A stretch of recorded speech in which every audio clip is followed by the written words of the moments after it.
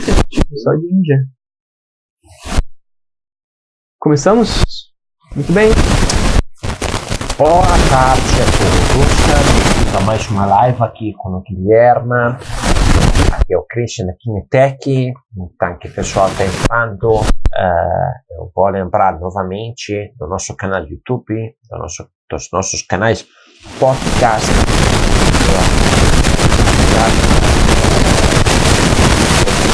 Na live que agora discutir no podcast, acho que lembrei também na outra live, né?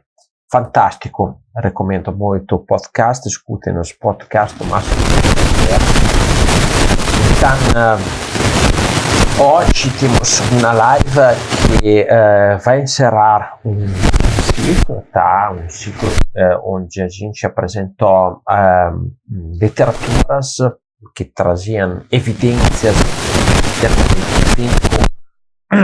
digamos assim, em vários fatores de biomecânica. Então a gente entrou na parte de espaços temporais, na parte de cinemática, na parte de cinética, na parte de eletromiografia na marcha e na corrida. Então hoje vai ter uma live sobre eletromiografia, tá? E o Guilherme, Isso mesmo. trouxe uma baita publicação aqui, muito interessante. O Guilherme estava me comentando que a eletromiografia tem realmente muitas literaturas bacanas de aproveitar, né? Muita coisa bacana. E aí, hoje a literatura que o Guilherme trouxe para a gente vou falar em inglês, né? Muscular activity of lower extremity muscle running on treadmill compared with different overground surfaces. O que é, Guilherme? Muito bem, então, bom dia, Christian, bom dia, pessoal. O artigo de hoje, então, ele trata da atividade eletromiográfica dos músculos de membro inferior durante a corrida em esteira e durante a corrida em pista de diferentes materiais, em diferentes superfícies. Então, que é a temática da nossa live hoje, que a gente foi divulgando, né? Que é o controle motor durante a corrida em diferentes superfícies, né? Será que o lugar que eu corro tem a capacidade de alterar a forma como eu recruto os meus músculos para correr? Essa é a grande dúvida que surgiu nesse artigo que eles se propuseram a responder. Então, é muito interessante porque, né, esta coisa influencia depois a visão que a gente tem que ter eventualmente, né, sobre o preparo do atleta, né? Exatamente. Que muda bastante coisa. E tivemos um cliente uma vez, né, que estava questionando essa questão, que o gramado dele estava ruim, e daí ele achava que, né, teria alguma coisa para comprovar para o gestor, né, para a chefia do clube. Exatamente. Exatamente. Justamente a grande dúvida dele é que ele presenciava mais lesões nos atletas dele quando ele treinava com os atletas em um determinado local em comparação a outro, né? E justamente o que a gente levanta aqui é isso, né? Será que quando a gente muda o local que a gente treina, a gente muda a forma como os músculos se comportam, né? E esse treinador justamente o gerente da equipe, né? E ele pedia para reformarem o local de treinamento dos atletas para tornar o local mais seguro, porque pela experiência empírica dele, havia diferenças. Ele não sabia explicar quais, mas ele experienciava, sim, mais lesões, mais dores quando mudava para uma determinada superfície. E aí, quem fez esta pesquisa, Guilherme? Então, esse estudo aqui foi realizado por 3 chineses, né?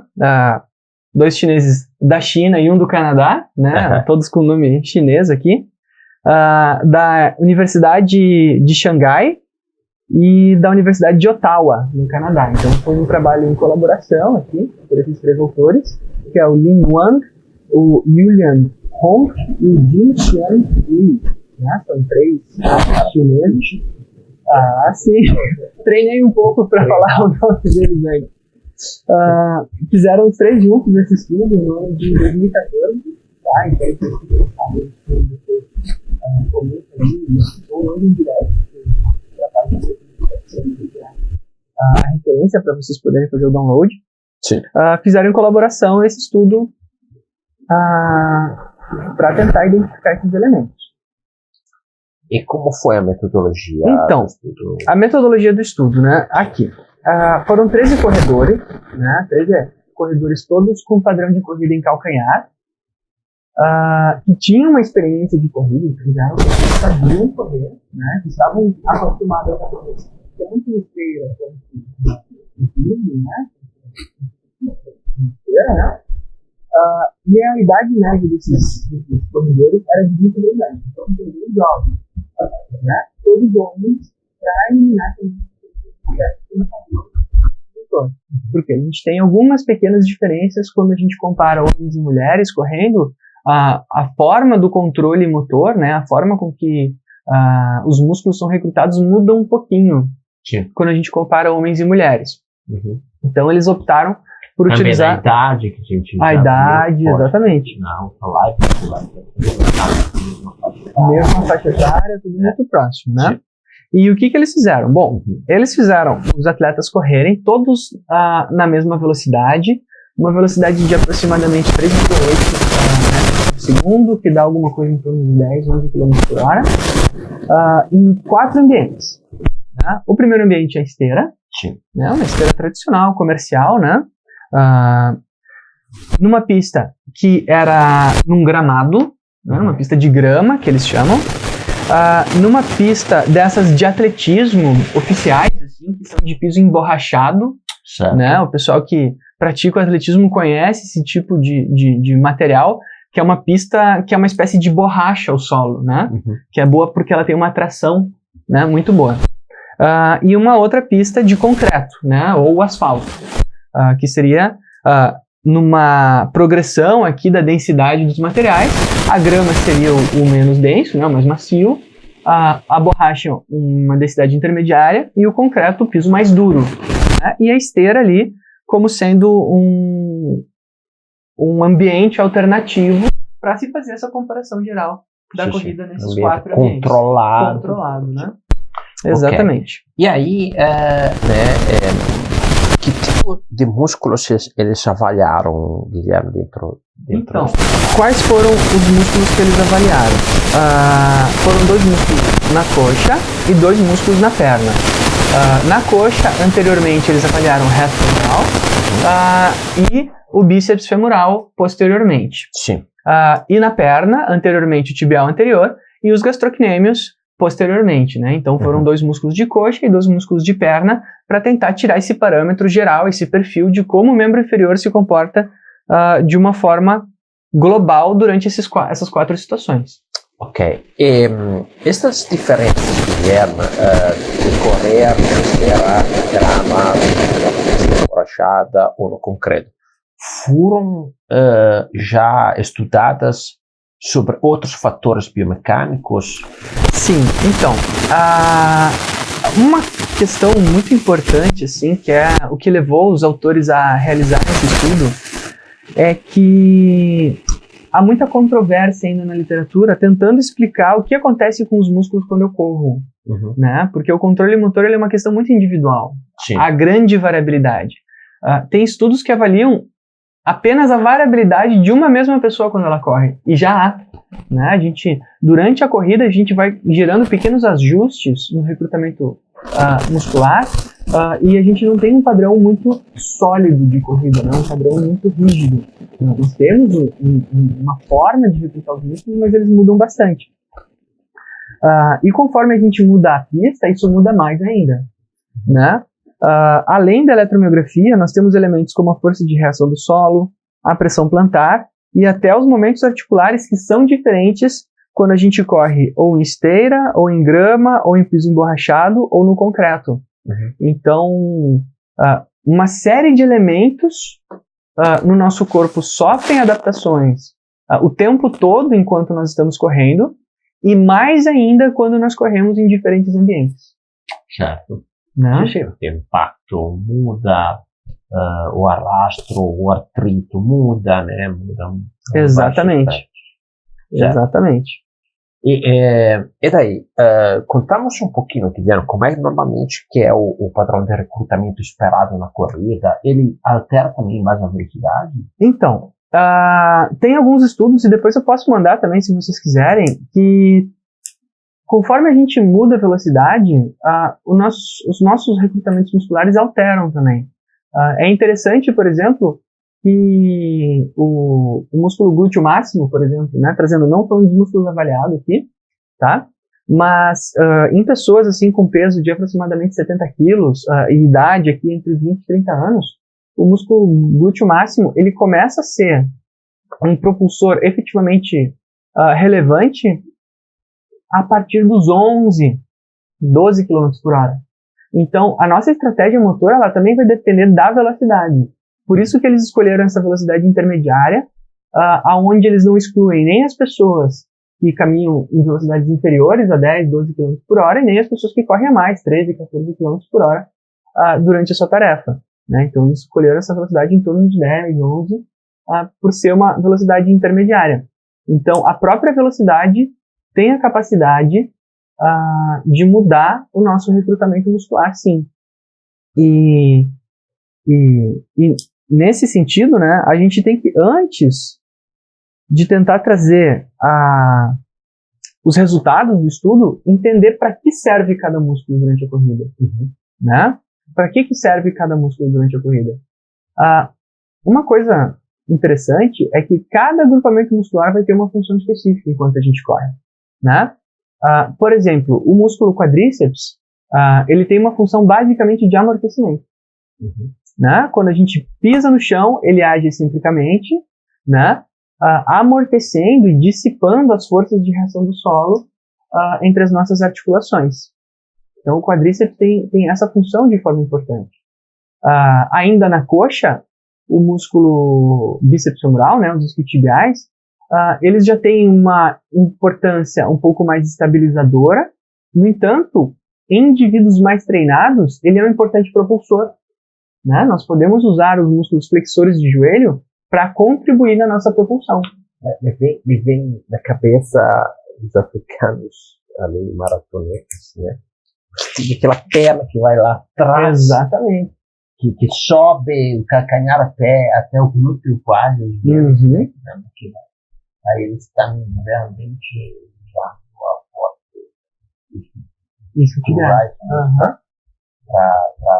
Para dar impulsão. Essa corrida, né? Ali eles estão correndo a velocidades altíssimas, né? 13, 14, 15, 20 km por hora, né? Para percorrer uma maratona, né? Mas sim, a nossa capacidade de conseguir utilizar essas musculaturas posteriores do corpo, né? O isquiotibial, o próprio glúteo, durante a corrida, traz um diferencial muito grande no nosso desempenho. Então, e são musculaturas difíceis de treinar em iniciantes para eles aprenderem a utilizar. Né? Ensinar que eu tenho que usar a flexão do joelho para me empurrar à frente. Né? Isso é uma coisa que demora um pouco, é um aprendizado que a gente tem que ter, que os indivíduos não desenvolvem no primeiro momento, principalmente quando em baixas velocidades. Né? Porque a velocidade baixa, por gerar um momento de inércia, uma força de inércia menor, eu exijo menos das minhas musculaturas propulsivas, né? Eu posso diluir essa força em musculaturas mais fáceis de serem usadas, ou seja, com menos técnica necessária para correr. Né? Continuando, né, na questão da função de cada músculo, aqui são todos corredores em retrocesso, né? Então todos eles pisam com o calcanhar. Então, na musculatura da perna, nós temos o tibial anterior agindo também como um amortecedor, né? Porque ao controlar a plantiflexão, ele amortece o processo de descendência do meu centro de massa. Então eu piso com o calcanhar e aí eu desço com o pé. E nisso o meu centro de massa está descendo e eu ajudo a controlar essa descida com o tibial anterior para não fazer uma descida forte com a planta do pé no chão. E os gastrocnêmios, então, eles vão ser talvez os principais propulsores durante a corrida. Né? Eles são os mais importantes. Tecnicamente, quando a gente fala de controle motor, são os mais, entre aspas, fáceis de serem utilizados, né? Os gastrocnêmios normalmente são os primeiros, e dependendo da evolução do padrão de corrida da pessoa, algumas pessoas se mantêm utilizando apenas esse grupamento muscular como propulsores, né? Então, nós temos 2 grandes grupos amortecedores anteriormente, que são os tibiais anteriores e quadríceps, e 2 grupos musculares propulsores posteriormente, que são os isquiotibiais e os gastrocnêmios, né? E a nossa panturrilha, envolvendo o sólio também, né? Todo o tríceps sural tem participação propulsora, né? E o glúteo é sempre um dos propulsores. Sim, o glúteo também. Só que tem aquela coisa, o glúteo ele começa a ser mais importante em altas velocidades. Depois que né? aumenta a velocidade. Exatamente. Sim. Por isso que, por exemplo, os sprinter, né, estão com estes glúteos grandes, porque eles estão... Tem uma massa muscular muito grande, porque ele passa a ser um importante propulsor em passadas longas, né? Que é o objetivo do sprinter, né? Realizar uma passada muito longa para dar o menor número de passos possíveis e atingir a maior velocidade possível. Escuta, os corredores de meio ou antepé, respeito aos corredores de retropé, o mecanismo de propulsão e o mecanismo de absorção de impacto, não, a parte excêntrica, o que muda? Muda completamente, né?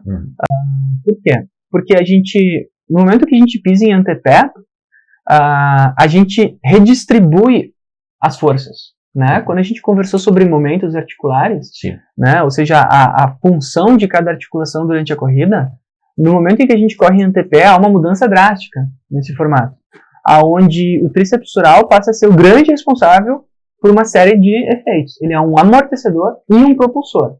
Então, ele é uma musculatura que vai ser...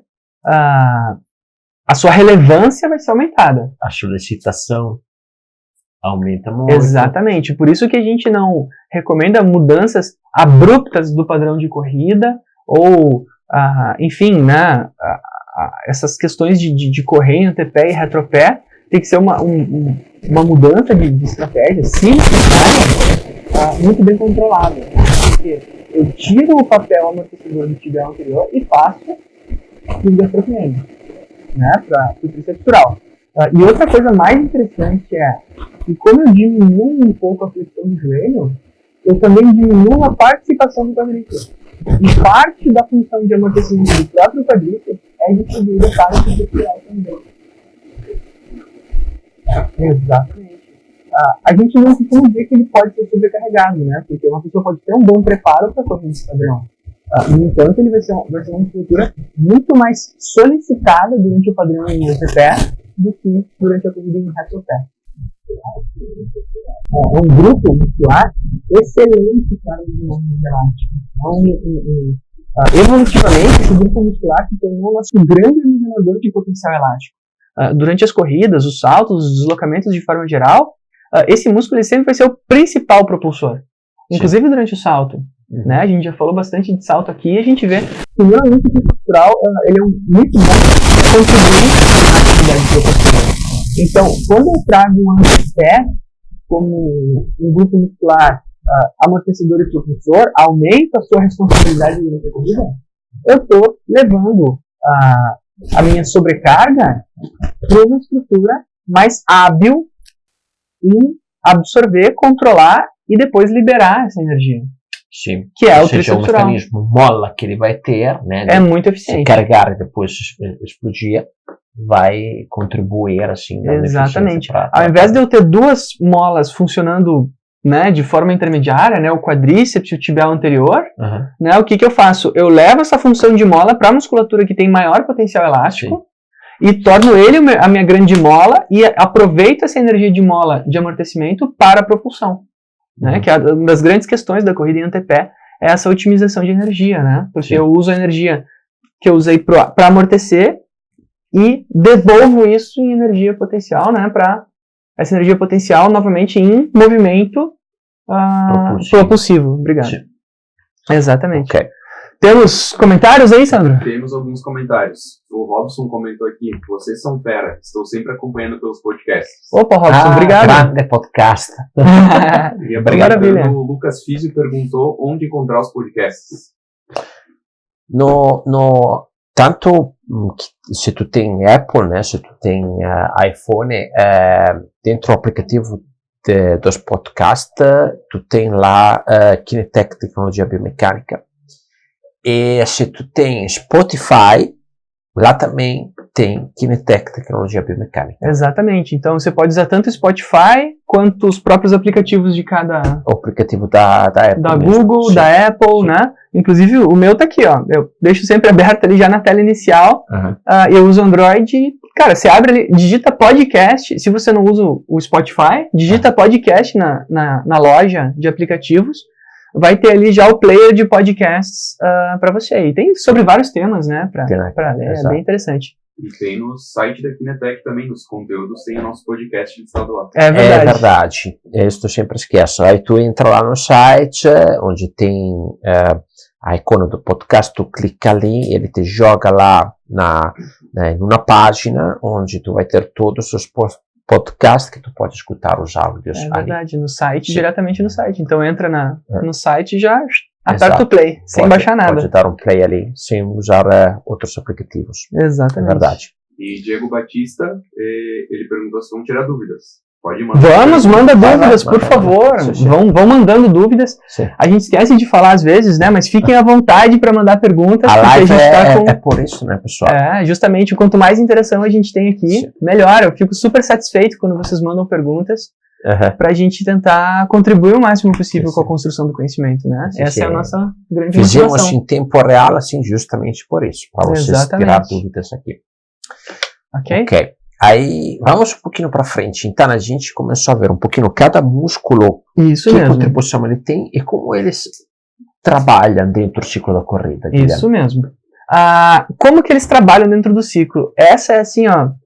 Quando eu vou explicar isso em aula, cara, é talvez a parte mais complicada de explicar. Porque Aham. assim, bom, a gente sabe a função de cada um deles. Aham. Mas como que eles são recrutados durante a corrida, né? É. E o mais interessante é que tanto musculatura de absorção, né? Tanto a musculatura de diminuição de impacto, quanto a musculatura propulsora, Sim. são todos recrutados na sua maior magnitude antes de eu encostar o pé no chão e no início da fase de apoio. Uhum. Então, antes de eu encostar o meu pé no chão, os meus músculos já estão subindo o seu recrutamento, e quando eu encosto o pé no chão, eles atingem o seu pico, e quando eu gero a propulsão, quase nenhum músculo mais é recrutado de forma relevante. Então, mesmo o tríceps sural, que é um músculo propulsor super importante, quando eu faço a minha força propulsiva, ele não está sendo recrutado. Né? Então, o que nos faz pensar é assim, por que só no início da fase de apoio eu recruto efetivamente os músculos? E antes da E antes da fase de Sim. apoio, né? Por quê? Por quê? Vamos falar um pouquinho sobre controle motor aqui, né? Sim. Sempre que a gente vai fazer uma tarefa de alta complexidade, a gente faz uma coisa chamada pré-ativação, Wonderful. né? Sim. A pré-ativação é quando eu recruto a minha musculatura antes de efetivamente fazer a tarefa, porque eu sei que eu vou fazer uma tarefa. Sim. Tu prepara Eu preparo a minha musculatura para já estar pronta quando a tarefa acontecer. a reagir Exatamente. em micromilissegundos. Sim. Se diz que, às vezes, em questões de... já se considera pré-ativação quando a gente recruta em questão de 10 a 50 milissegundos antes da tarefa. E o nosso sistema nervoso central, ele tem esse potencial incrível de, em questão de 10 milissegundos, já preparar a estrutura para receber um novo impacto ou nova tarefa que eu vou realizar. Sim. Né? Então, na fase de balanço, quando eu estou prestes a encostar o meu pé no chão, eu já estou recrutando tanto as musculaturas propulsoras quanto as amortecedoras. Né? Então, tá todo mundo ligado. Bom, eu encostei o pé no chão, eu mantenho essas musculaturas ligadas, aonde a musculatura amortecedora vai realizar o controle da descendência do meu centro de massa, ou seja, vai amortecer efetivamente com uma contração que a gente chama do tipo excêntrica. O impacto absorvido, né? Exatamente. Tem que ter a mola baixa e absorve. Isso aí. Aqui tem que haver uma pequena oscilação no meu centro de massa para baixo, né? Sim. Porque eu encostei meu pé no chão. Não pode ser exagerado, varia um pouco, 5, 10 centímetros, o quanto a gente varia o nosso centro de massa, né? Às vezes 20, dependendo da pessoa. Mas tem que haver essa queda, né? A gente não pode nem correr em linha reta com o nosso centro de massa e nem oscilar exageradamente. Então, tem que haver uma oscilação ótima desse efeito de mola. Certo? Então, aqui está explicado o recrutamento das nossas musculaturas amortecedoras. Quais são? O quadríceps e o tibial anterior. Sim. Bom, Agora que eles não são mais necessários, meu sistema nervoso central desliga eles, afinal de contas eu quero poupar energia. Eu não vou realizar uma overactivation, né, uma sobreativação de uma musculatura que eu não estou mais utilizando, senão eu vou acabar desperdiçando energia. Certo? Bom, nesse momento em que eu estou amortecendo o impacto, eu estou recrutando também, antecipadamente, a minha musculatura que está alongando e armazenando energia lá. E eu estou recrutando ela, otimizando esse mecanismo de armazenamento de energia lá. E quando efetivamente eu vou encurtar o músculo para produzir o resultado, esse encurtamento não será um encurtamento que não será via recrutamento neural. Será via encurtamento por estruturas elásticas. Fáscia e proteínas não contráteis dentro do músculo. E tendões também. Então, no final da fase de apoio é quando nós temos o menor recrutamento das musculaturas propulsivas. No entanto, é quando há a maior propulsão. Olha só que interessante isso, porque, na verdade, está aproveitando de outras estruturas, né? Exatamente. Para ter aquela resposta elástica que o Rodrigo, naquela live lá, explicou muito bem. Exatamente. Então, a corrida, a propulsão dela é mais elástica do que ativa. Ou seja, a gente diz que é uma contração, entre aspas, passiva, porque ela depende muito mais dessas minhas proteínas não contráteis, né, dentro do músculo e que envolvem o músculo e também o tendão, né? Então nós temos as fáscias, a titina e os tendões, né, todas as proteínas colágenas não contráteis que vão ser extremamente importantes para gerar propulsão.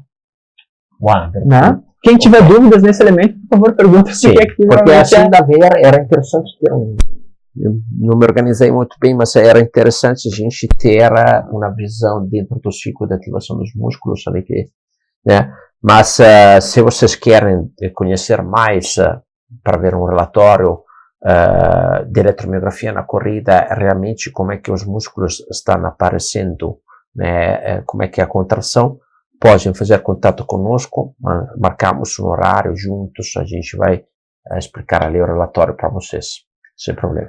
Temos pergunta? Temos uma pergunta. Idalísio, em relação ao artigo, qual piso exigiu maior gasto energético ou maior trabalho da musculatura? Agora fizemos toda essa introdução justamente para chegar a isso. Exatamente. Né? Ok. Então, vamos lá, Guilherme. Vamos ver o que foi encontrado realmente dentro do artigo. O que foi encontrado, né? Depois de toda essa introdução, né? Acho que a gente já, olha só, 20 minutos já falando só sobre, explicando como o sistema funciona, né? O que eles encontraram. Bom, vamos lá. Vamos lembrar que a gente correu na mesma velocidade, a gente não, né? Os voluntários. Correram na mesma velocidade. Isso é importante de ser destacado. Em todos os pisos, né? Havia um sistema na esteira, você põe a velocidade, e nos pisos eles tinham um sistema de LEDs, né, para sinalizar se a pessoa estava correndo na velocidade correta ou não. Né? A gente usa algumas luzinhas para sinalizar isso para a pessoa. Então, eles estavam correndo na mesma velocidade. Por que eu digo isso? Porque é natural que às vezes na esteira a gente consiga correr um pouquinho mais rápido que o normal. Tá? Então, eles garantiram que todo mundo estivesse correndo na mesma velocidade. Cada uma das 13 pessoas correu na mesma velocidade. Ótimo. Tudo padronizado.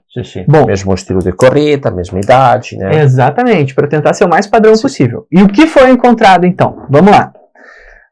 Vamos ver essas musculaturas amortecedoras primeiro. As musculaturas anteriores. Né? Quais eram? Era o reto femoral, né? Aqui representando o quadríceps, e o tibial anterior representando essa musculatura tibial amortecedora dos pés na corrida em retropé.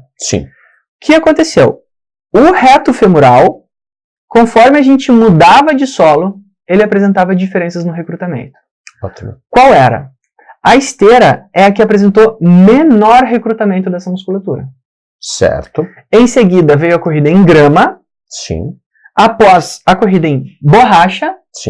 E o piso de borracha, né, o piso, pista de atletismo.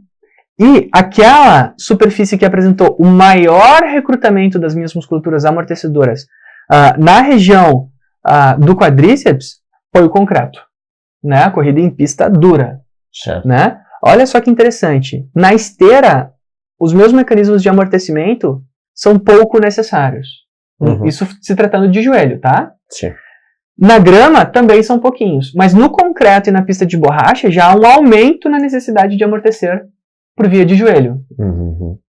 No entanto, olha só que bacana isso aqui, gente. O tibial anterior, que também tem um papelzinho não tão relevante, mas também é importante para o amortecimento, ele não apresentou qualquer alteração quando eu mudava de superfície. Então, o tornozelo, na sua função amortecedora, não apresentou diferenças, seja correndo em esteira, grama, borracha ou no concreto.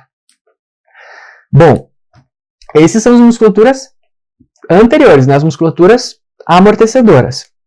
Vejamos então agora as musculaturas propulsoras, aqui representadas pelo grupo trícepsural, olhando o gastrocnêmio especificamente, e as musculaturas isquiotibiais, olhando especificamente o bíceps femoral com os eletrodos. Na região de joelho, de coxa, Sim. o bíceps femoral apresentou um aumento de recrutamento conforme eu fui mudando de superfície. E apresentou exatamente o mesmo comportamento do reto femoral. Onde em esteira eu tive o menor recrutamento do bíceps femoral, grama eu tive o segundo maior, borracha o terceiro maior, o segundo menor, né, enfim, e concreto o maior recrutamento de bíceps femoral. Então, nós tivemos um aumento da necessidade de recrutamento do bíceps femoral, da esteira para a grama, para a borracha e para o concreto. A esteira que menos demanda, e o concreto é o que mais demanda o bíceps femoral como propulsor durante a corrida. Bacana.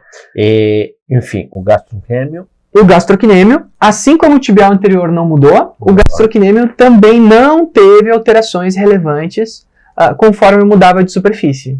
Né? Então, como resultado, assim, para a gente ter um parâmetro, conforme eu vou da esteira para a superfície, eu aumento o recrutamento das musculaturas de coxa, seja amortecedora ou propulsora, sendo que quanto mais dura a superfície, maior a necessidade, seja amortecedora ou seja propulsora. Já na perna, quando eu vou da esteira para o piso, eu não mudo o recrutamento, né, a musculatura de tibial anterior e gastrocnêmios, e independente do tipo de solo que eu caminhe, também não há alteração no recrutamento destas musculaturas. Né? Então, as musculaturas que são sensíveis à alteração do tipo de piso, neste artigo, né, isso é importante da gente destacar, né, um artigo não representa a verdade absoluta, né, mas neste artigo já nos traz indícios importantes, que as musculaturas que são sensíveis à alteração de piso são os isquiotibiais e o quadríceps. Ótimo. Por quê? A grande questão, né? Por quê? Mais fica duro, mais eles, digamos assim, precisam ser recrutados com mais intensidade. Exatamente. A grande questão aqui está na forma como o centro de massa oscila. Sim. Na esteira, nós não temos oscilações anteroposteriores importantes. Né? E, então, a musculatura propulsora, na esteira, ela vai ter o seu menor recrutamento. Qual musculatura? Aquela que é acessória. Certo? Qual que é? Os isquiotibiais, como a gente falou lá no início da live. Né? Os isquiotibiais são musculaturas acessórias à minha propulsão. O principal é o gastrocnêmio. Certo? Então, o acessório ele vai ter diferentes participações devido à diminuição dessa demanda propulsora, onde não há oscilação anteroposterior do centro de massa. Então, está precisando, na verdade, te puxar para frente. Exatamente, eu estou empurrando o chão para trás. Né? Eu não empurro o meu corpo para frente, o chão é que vai para trás. Né? E esse padrão vai se repetindo conforme eu vou aumentando a densidade da superfície. Né? Quanto mais densa é a superfície, maior a demanda de utilizar essa musculatura isquiotibial. Já os amortecedores, o que acontece? Como o quadríceps é o músculo amortecedor mais importante, numa superfície dura, a sua necessidade de ser utilizada é maior para proteger as minhas articulações. Entendi. Então, a esteira, a gente pode dizer que é o local mais, entre aspas, pessoal, seguro para se correr, porque é onde há menor necessidade de utilização das musculaturas amortecedoras. Já a borracha e a grama são locais intermediários, E o concreto é onde eu tenho as maiores forças de impacto, e tem alguns estudos que abordam isso, portanto, a maior necessidade de recrutamento da musculatura amortecedora de quadríceps. Ótimo. Eu acho que respondemos a pergunta. Acho que sim, espero que sim. Se não for respondido, por favor, perguntem. Tem perguntas aí, Sandro? Tem mais uma pergunta do Diego Batista. Eu corro no meio pé e às vezes sinto dor na panturrilha. É possível ser pela pisada? Então, o médio pé, né, é quase a corrida em antepé. Sim. Ou seja, não há o mecanismo de amortecimento do tibial anterior. Então, sim, a musculatura de panturrilha está sendo mais utilizada. Então, será que a sua panturrilha é forte o suficiente para suportar o seu padrão de corrida? Essa é a pergunta que tem que ser respondida. Sim. E claro, o padrão de pisada, e aí falando em pronação e supinação, também é algo importante de ser avaliado. Sim. Mas a questão mais importante é, será que esse grupamento muscular que está sendo sobreutilizado nessa situação está preparado para a tarefa? Essa é a pergunta que você tem que responder. E talvez um treinamento específico de propulsão e amortecimento, com saltos, com tiros, que a gente diz, né, com corridas muito rápidas, que nos auxiliem a otimizar o mecanismo propulsor e amortecedor da panturrilha, pode auxiliar para diminuir essas dores, né? Então, visite aí seu treinador, seu fisioterapeuta, e converse com ele para ver se isso pode auxiliar você na melhora e diminuição dessa patologia. Outra estratégia que a gente conversou muito diz respeito à cadência, né? Sim. Qual a cadência que você corre, né? Não é o assunto de hoje, onde a gente está falando muito de controle motor, mas a cadência também é um elemento muito relevante para essas questões de dores. Fizemos umas lives sobre isso, né? Algumas lives sobre cadência, né? Sim. A relevância que isso tem no nosso corpo. Por favor, veja as lives anteriores aí. Tanto da cinemática quanto dos espaços temporais, de corrida, de cinética também. De cinética, todas saiu fora a questão da cadência como parâmetro, né, da controlar, da conferir. Mais uma, Sandra? Sim, uma pergunta da Nath Figueiredo, é um elemento que não foi abordado no estudo, mas ela perguntou, então achei interessante. Vamos lá. Na areia, preciso recrutar mais as musculaturas propulsoras e amortecedoras? Olha só, ótima pergunta. Seguindo a lógica desse estudo, né, se a gente comparar a areia com algum desses pisos, eu diria que a areia deve estar mais próxima aqui da grama, né, no seu contexto de amortecimento. No entanto, a areia tem a questão da instabilidade. Né, diferente de uma corrida em terra, em gramado, né, lembrando que nesse estudo aqui era um gramado de um campo de futebol, ou seja, um gramado bonitinho, assim, nada irregular. A areia, ela é cheia de variações no formato da superfície. Então a areia gera também, além dessa questão do aumento da necessidade propulsora e de amortecimento em comparação à esteira, a areia gera instabilidade. E isso é uma coisa interessante. Sempre que a gente aumenta a instabilidade em qualquer tarefa, todos os músculos agonistas, sinergistas e estabilizadores têm aumento na tarefa. Por quê? Porque a gente tem um desafio motor aqui associado. Tem que ter um controle diferenciado que implica, né, um trabalho, consequentemente, mais complexo da parte dos músculos. Eu acredito que se a gente fosse fazer, e é uma proposta super interessante, né? Não sei se como é que é o nome dela mesmo? Aline? Não. Nath. Para Nath, se você é da área do movimento, eu sugiro como uma pesquisa, né? Quem sabe? Eu sempre incentivo o pessoal aqui a se envolver nessa questão da pesquisa para justamente a gente solucionar essas dúvidas que a gente tem, né? Ok. Mais alguma coisa, Sandro, aí? Temos mais duas perguntas. Querem deixar para o final? Não, vamos indo. Sim. Pergunta do Jonathan. O tênis que os corredores usaram no artigo não podem ter influenciado no amortecimento dos músculos? Cara, Jonathan, tua pergunta tá excelente. E esses autores, eles tomaram até esse cuidado. Eu esqueci de mencionar. Mas é um N pequeno, né, Christian? São 13 pessoas. Sim. Todos os corredores calçavam 41 e usavam o mesmo tênis. Olha só! Como é que acharam esse pessoal? Cara, são 13 pessoas que calçavam 41 e eles deram o tênis para essas pessoas, né, para elas se acostumarem a utilizar o tênis, e todas usaram o mesmo tênis. Olha! Xangai tem uma amostra de gente gigante, então achar 13 pessoas com o mesmo pé, da mesma idade, com o mesmo tipo de corrida, que usavam o mesmo tipo de calçado, em uma cidade como Xangai, eventualmente tinha esta possibilidade. Exatamente, é incrível isso, né? Provavelmente, assim, quando a gente vê, por exemplo, maratonas em Xangai, Christian, são assim, ó, são eventos lotados, né? Na China, a corrida, ela é um esporte imensamente mais comum se a gente comparar com o Brasil. O Brasil, a gente vê gente assistindo a corrida, assim, na São Silvestre, nas maratonas importantes de São Paulo, Rio, né? Na China, uma pequena corrida de rua, assim, ó, nós temos milhares, milhões de pessoas assistindo. Lá a corrida é um esporte muito mais tradicional do que aqui no Brasil. Imagina. Então, cara, assim, pra te achar essa amostra lá, deve ser um pouco mais fácil que aqui no Brasil, mas é muito interessante, a pergunta foi bem colocada, eu não tinha comentado que eu esqueci. Mas se você pegar o artigo para ler, depois você vai ver, eles falam assim, ó, todos os corredores calçavam 41 e nós demos o tênis para eles correrem durante o teste. Porque essa é uma coisa que pode variar, com certeza. Certamente. Muito bem observado pelo nosso colega ali. Mais uma, Sandro? Tem mais uma pergunta do Robson. Quando falamos de rigidez excessiva da musculatura, seria uma estratégia alterar seu ambiente de treinamento? Por exemplo, grama, asfalto, etc. Então, vamos para o último elemento da nossa live, que são as aplicações. É sempre ele que antecipa as nossas coisas. Sempre ele. Esse Robson tá sempre muito alinhado com a nossa ideia aqui da live, né? Ótimo. Então, como é que a gente aplica esse resultado? Sim. Galera, olha só. Quando a gente está falando de tornozelo, as musculaturas aqui mais distais, né? Tibial anterior e gastrox, não entrou nesse estudo as musculaturas eversoras e inversoras, isso é importante, mas quando a gente fala que são os nossos estabilizadores, né? Mas quando a gente fala de amortecedores e propulsores, não há diferença o tipo de solo.